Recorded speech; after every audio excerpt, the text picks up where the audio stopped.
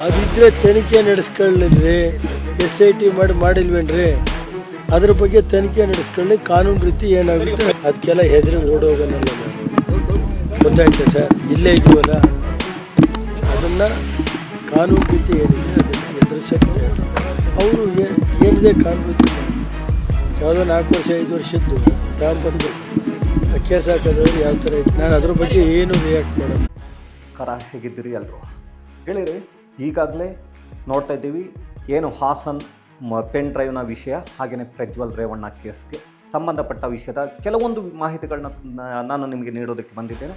ಹಾಗೆಯೇ ಆ ಮಾಹಿತಿಗಳನ್ನು ಒಂದು 4-5 ಕ್ವಶನ್ಗಳಿದೆ, ಪ್ರಶ್ನೆಗಳಿದೆ. HD ರೇವಣ್ಣ, ಹಾಗೆ ಭವಾನಿ ರೇವಣ್ಣ, ಹಾಗೆಯೇ ದೇವೇಗೌಡರಿಗೂ ಕೂಡ ಸೇರಿದಂತೆ. ಯಾಕೆ ದೇವೇಗೌಡರಿಗೂ ಕೂಡ ಸೇರಿದಂತೆ ಅಂತ ಹೇಳಿಬಿಟ್ಟು ಈಗ ಹೇಳ್ತಾ ಹೋಗ್ತೀನಿ. ನಾನು ಅದನ್ನು ನೋಡಿ ನಿಮಗೆ ಗೊತ್ತಾಗುತ್ತೆ. ಏಕೆಂದರೆ ಸ್ನೇಹಿತರೆ, ನಾನು ಗೆಳೆಯರೇ ನೋಡ್ತಾ ಇದ್ದೆ, ಬೆಳಿಗ್ಗೆ ಹುಡುಕಿಕೊಂಡು ಮಾಧ್ಯಮದವರು ಹೋದಾಗ ಕೂಡ HD ರೇವಣ್ಣನವರು ಅವರ ಮನೆಯಲ್ಲಿರಲ್ಲ, ಭವಾನಿ ರೇವಣ್ಣ ಅವರು ಕೂಡ ಸಿಗಲ್ಲ. ಅದೇ 2:30 ನಂತರ ರೇವಣ್ಣನವರು ಕಣ್ಣಿಗೆ ಕಾಣಿಸ್ಕೊಳ್ತಾರೆ, ಮಾಧ್ಯಮದವರ ಕಣ್ಣಿಗೆ. ಅದು HD ದೇವೇಗೌಡರ ಹತ್ತಿರ ಮಾತನಾಡೋದಕ್ಕೆ ಅವರು ಹೋಗಿದ್ರು ಅನ್ನೋ ಮಾಹಿತಿಗಳು ಬರುತ್ತೆ. ಅವರ ಹತ್ತಿರ ಮಾತನಾಡಿಕೊಂಡ ಬಂದ ಮೇಲೆ HD ದೇವೇಗೌಡರು ಹೇಳಿದ್ರಂತೆ, ಪರವಾಗಿಲ್ಲ ಮಾಧ್ಯಮದ ಮುಂದೆ ಮಾತಾಡುವಂತ. ಹಾಗಾಗಿ ಅವರು ಹೇಳ್ತಾರೆ, ಇದು ಈ ಥರದ ಷಡ್ಯಂತ್ರಗಳು ನಮ್ಮ ಹಾಗೆ ಅಂದರೆ ದೇವೇಗೌಡರ ಮೇಲೆ 40 ವರ್ಷದಿಂದ ನಡ್ಕೊಂಡು ಬಂದಿದೆ ನಮ್ಮ ಪಕ್ಷದ ಮೇಲೆ. ಹಾಗಾಗಿ ಇದಕ್ಕೆಲ್ಲ ತಲೆ ಕೆಡಿಸ್ಕೊಳ್ಳಲ್ಲ, SIT ಹಾಗೇನೆ IT ಇಂಥದ್ದೆಲ್ಲ ನೋಡಿಬಿಟ್ಟಿದ್ದೇನೆ ಅಂತ. ಇದು ಗೊತ್ತಿಲ್ಲ ಎಷ್ಟರ ಮಟ್ಟಿಗೆ ಸರಿ ಅಂತ ಹೇಳಿಬಿಟ್ಟು. ಹಾಗೆಯೇ ಅದನ್ನು ಮುಂದುವರಿದು ಇನ್ನೂ ಒಂದು ಮಾತನ್ನು ಹೇಳ್ತಾರೆ, ಇದು 4-5 ವರ್ಷದ ಹಿಂದಿನ ಕೇಸು, ಇವತ್ತು ಯಾಕೆ ತೊಗೊಂಡು ಬಂದಿದ್ದಾರೋ ನನಗೆ ಗೊತ್ತಿಲ್ಲ, ಇದು ಯಾಕೆ ಬೇಕು, ಇವಾಗ ಅದಕ್ಕೆ ತನಿಖೆಯನ್ನು ನಡೆಸ್ತೀವಿ ಅಂದರೆ ಹೇಗೆ ಅಂತ. ರೇವಣ್ಣವರೇ, ನನಗೆ ಒಂದು ವಿಷಯ ಗೊತ್ತಾಗಿಲ್ಲ. 4-5 ವರ್ಷದ ಕೇಸ್ ಆದರೆ ಅದನ್ನು ನಡೆಸಬಾರ್ದ? ನನಗೆ ಗೊತ್ತಿಲ್ಲ. ಹಾಗಾದರೆ 4-5 ವರ್ಷದ ಹಿಂದೆ ಮಾಡಿದ್ದು ಕೊಲೆ ಅಲ್ಲ. ಹಾಗಾದರೆ ಅಪರಾಧಿಗಳಿಗೆ 10-12 ವರ್ಷ 20 ವರ್ಷದ ಹಿಂದಿನ ಕೇಸ್ಗಳು ಇವತ್ತು ಡಿಸೈಡ್ ಆದಾಗ ಇವತ್ತು ಒಂದು ಅವರಿಗೆ ಶಿಕ್ಷೆಯನ್ನು ನೀಡೋದು ಹಾಗಾದರೆ ತಪ್ಪು ಅಂತ ನೀವು ಹೇಳ್ತಿರೋದು ನನಗೆ ಗೊತ್ತಾಗಲಿಲ್ಲ. ಹಾಗೆಯೇ ಇಲ್ಲಿ ಇನ್ನೊಂದು ನೋಡಿ, ಇದು ತುಂಬ ಸೆನ್ಸಿಟಿವ್ ಆಗಿ ಒಂದು ಕರೆಕ್ಟಾಗಿ ಗಮನವನ್ನು ವಹಿಸಿ. ಹಾಗಾದರೆ ಅವರು ಹೇಳ್ತಾ ಇದ್ದಾರೆ, ನನ್ನ ಮಗ ಹಾಗೂ ನಾನು ಇದನ್ನು ಮಾಡಿದ್ದೇವೆ ಅಂತ ಒಪ್ಕೊಂಡಾಯಿತು. ಇದಕ್ಕಿಂತ ಸಾಕ್ಷಿ ಇನ್ನೇನಾದರೂ ಬೇಕಾ? ನನಗೆ ಗೊತ್ತಿಲ್ಲ. SIT ಇದನ್ನು ಯಾವ ರೀತಿ ನೋಡ್ತಾರೆ ಅಂತ. SITನಲ್ಲಿ ಇರ್ತಕ್ಕಂಥ ತಂಡದಲ್ಲಿ ಇರ್ತಕ್ಕಂತಹ BK ಸಿಂಗ್ ಏನಿದ್ದಾರೆ, ಸೊ ಬಹಳಷ್ಟು ಪ್ರಮುಖರು. ಹಾಗೆಯೇ ADGP ಆಗಿದ್ದಂಥವರು.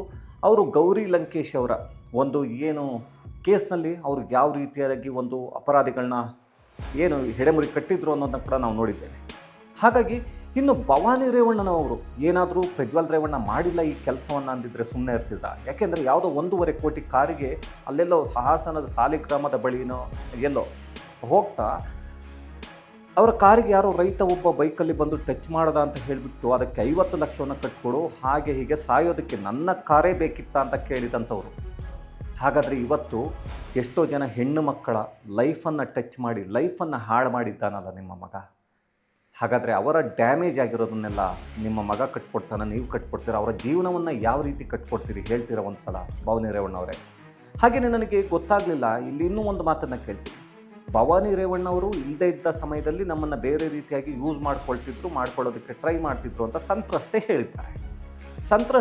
ಸಂತ್ರಸ್ತೆ ಹೇಳಿರ್ತಕ್ಕಂಥ ಈ ವಿಷಯದಲ್ಲಿ ನನಗೆ ಒಂದು ಗೊತ್ತಾಗಲಿಲ್ಲ, ಭವಾನಿ ರೇವಣ್ಣನವರು ಬೆಳಿಗ್ಗೆಯಿಂದ ರಾತ್ರಿವರೆಗೂ ಹಾಗಾದರೆ ಮನೆಯಲ್ಲಿ ಇರ್ತಿರ್ಲಿಲ್ವಾ?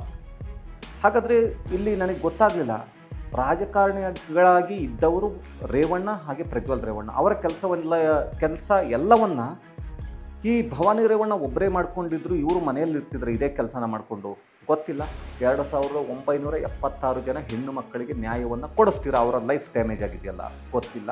ಹಾಗೆಯೇ ಇಲ್ಲಿ ಇನ್ನೂ ಒಂದು ಪ್ರೆಸ್ ಕಾನ್ಫರೆನ್ಸ್ನ ನೋಡ್ತಾ ಇದ್ದೆ. ಯಾರೋ ಆ ಸಂತ್ರಸ್ತೆ ಏನು ಹೇಳಿಕೆಯನ್ನು ಕೊಟ್ಟಿದ್ದಾರೆ ಅವರ ಸಂಬಂಧಿಕರು ಇವತ್ತೊಂದು ಈವ್ನಿಂಗ್ ಒಂದು 5-5:30 ಸಂಜೆ ಒಂದು ಪ್ರೆಸ್ ಕಾನ್ಫರೆನ್ಸ್ನ ಕರೆದಿರ್ತಾರೆ. ಅವರು ಹೇಳ್ತಾ ಇರ್ತಾರೆ, ಅವರೇ ಸರಿ ಇಲ್ಲ, ಇವರ ಮೇಲೆ ದೂರನ್ನು ನೀಡಿದ್ದಾರೆ. ಅವರು ಎಲ್ಲೋ BCM ಹಾಸ್ಟೆಲ್ಗೆ ಕೆಲಸಕ್ಕೆ ಸೇರಿಸಿದ್ರು. ಅದಾದ ಮೇಲೆ ರೇವಣ್ಣನ ಮನೆಗೆ ಹೋಗಿದ್ದು ಕೆಲಸಕ್ಕೆ ನಮಗೆ ಗೊತ್ತಿಲ್ಲ. ರೇವಣ್ಣನ ಮನೆಗೆ ಕೆಲಸಕ್ಕೆ ಹೋಗಿದ್ದು ನಿಮಗೆ ಗೊತ್ತಿಲ್ಲ ಅಂದಮೇಲೆ ನಾನು ಕೇಳ್ತೀನಿ, ತಾಯಂದರೆ ನಿಮಗೂ ಕೂಡ ಹಾಗಾದರೆ ಆ ಮನೆಯಲ್ಲಿ ಏನು ನಡೀತು ಅಂತ ನಿಮಗೆ ಗೊತ್ತಾ? ನನಗೆ ಗೊತ್ತಿಲ್ಲ. ಇದು ಯಾಕೆಂದರೆ ನನಗೆ ನೋಡಿದಾಗ ಭವಾನಿ ರೇವಣ್ಣನವರು ಇಂತಹ ಸೆಟಪ್ನ ಮಾಡಿದ್ರ ಅಂತ ಒಂದು ಪ್ರಶ್ನೆ ಬರ್ತಾ ಇದೆ. ಯಾಕೆಂದರೆ ಅವರು ಅಲ್ಲಿ ಮಾತಾಡಿದವರೆಲ್ಲ ಭವಾನಿ ರೇವಣ್ಣನವರ ಸಂಬಂಧಿಕ. ಭವಾನಿ ರೇವಣ್ಣ ಏನಿದ್ದಾರೆ ಇವರ ಸಂಬಂಧಿಕರು. ಅಲ್ಲಿ ಈ ಒಂದು ಸ್ಟೇಟ್ಮೆಂಟ್ನ ಏನು ಪ್ರೆಸ್ ಕಾನ್ಫರೆನ್ಸ್ ಕರೆದು ಒಂದು 3-4 ಜನ ಹೆಣ್ಮಕ್ಳು ಮಾತಾಡಿದ್ರು, ಹೆಂಗಸರು ಅವರೆಲ್ಲ. ಹಾಗೆಯೇ ಇಲ್ಲಿ ನಾವು ಒಂದು ವಿಷಯನ ತಿಳ್ಕೊಬೇಕಾಗತ್ತೆ. ಮೊದಲಿಗೆ ಯಾಕೆಂದರೆ ಇವರು ಸ್ಟೇ ತಂದದ್ದು, ಅಂದರೆ ಏನು ನಾವು ಇಂಜೆಕ್ಷನ್ ಆರ್ಡರ್ ಇದೆ, ಯಾವುದೇ ಒಂದು ಮಾಧ್ಯಮದವರು ಇದರ ಬಗ್ಗೆ ಏನು ಮಾತಾಡ್ತಿಲ್ಲ ಅಂತ ಹೇಳ್ತಿದ್ವಿ. ಇದು ನಿನ್ನೆ ಮೊನ್ನೆ ತಂದದ್ದಲ್ಲ. ಜೂನ್ 2023 ಅಂದರೆ ಸರಿಸುಮಾರು 10 ತಿಂಗಳ ಹಿಂದೆ ಈ ಒಂದು ಇಂಜೆಕ್ಷನ್ ಆರ್ಡರ್ನ, ಅಂದರೆ ಸ್ಟೇ ಆರ್ಡರ್ನ ತಂದಿದ್ದು. ಅದರಲ್ಲಿ ಕೆಲವೊಂದು ನ್ಯೂಸ್ ಚಾನಲ್ನ ಹೆಸರನ್ನು ಮೆನ್ಷನ್ ಮಾಡಿ ತೊಗೊಂಡು, ಇದು ಯಾವ ಸಮಯದಲ್ಲಿ ದೇವರಾಜೇಗೌಡರು ಈ ಒಂದು ವಿಷಯದ ಬಗ್ಗೆ ಮಾತಾಡೋದಕ್ಕೆ ಹೋದರೋ ಆ ಸಮಯದಲ್ಲಿ ಇವರಿಗೆ ಇದೆಲ್ಲವನ್ನು ತೊಗೊಂಡು ಬರ್ತಾರೆ. ಯಾಕೆಂದರೆ ದೇವರಾಜೇಗೌಡರು ಇದನ್ನು ಕಳೆದ 10 ತಿಂಗಳ ಹಿಂದೆ ಇದರ ಪ್ರಸ್ತಾಪವನ್ನು ಮಾಡಿದರು.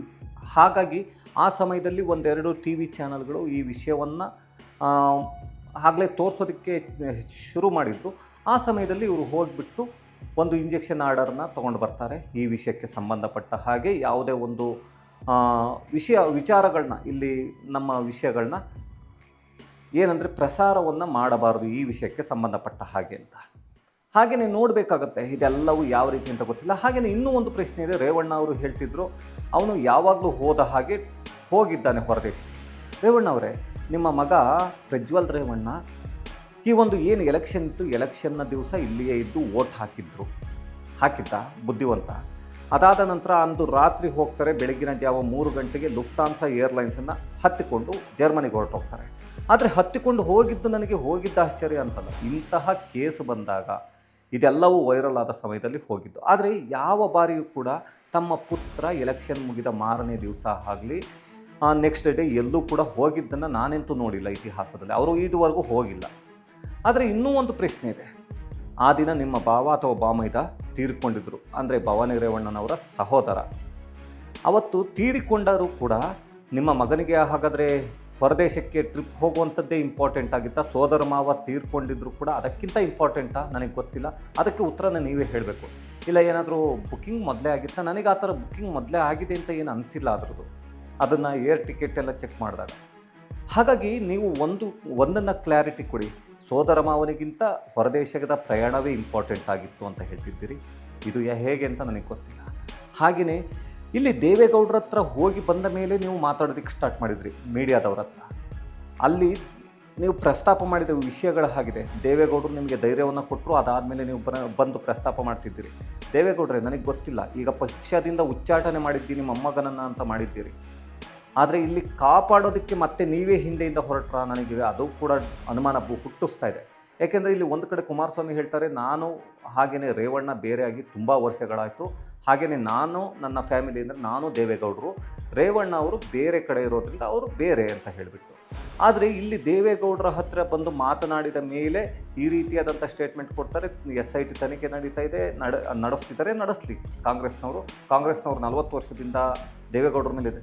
ನನಗೆಲ್ಲೂ ಅನಿಸಿಲ್ಲ ದೇವೇಗೌಡರ ಮೇಲೆ ಇದುವರೆಗೂ ಆ ತರಹದ ಒಂದು ಅಪರಾಧ ಆರೋಪ ಯಾವುದು ಬಂದಿರೋದನ್ನ ನಾನು ನೋಡಿಲ್ಲ. ಅವರು ಆ ರೀತಿಯಾಗಿ ನಡ್ಕೊಂಡು ಇಲ್ಲ ಇಷ್ಟು ವರ್ಷಗಳು.